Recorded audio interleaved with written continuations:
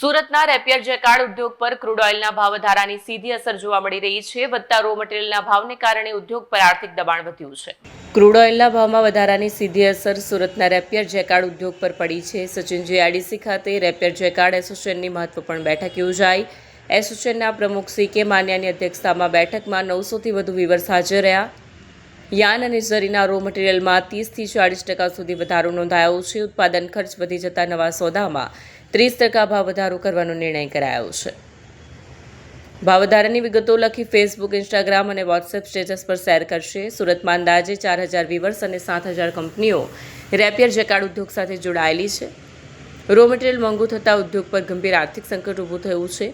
90 દિવસ સુધી પેમેન્ટ ન કરનાર વેપારીઓને બ્લેકલિસ્ટ કરવાની ચેતવણી અપાઈ છે। બ્લેકલિસ્ટ થયેલા વેપારીઓના નામ જાહેર કરવાની એસોસિએશનની તૈયારી છે। માર્કેટમાં માલનો ભરાવો ન થાય તે માટે ઓર્ડર મુજબ જ ઉત્પાદન કરવાની સલાહ આપવામાં આવી છે। વીવર્સે વેપારી મિત્રો પાસે 30% ભાવ વધારા સાથે સહકાર આપવા અપીલ કરી છે। Bureau report, Satya TV news, Surat.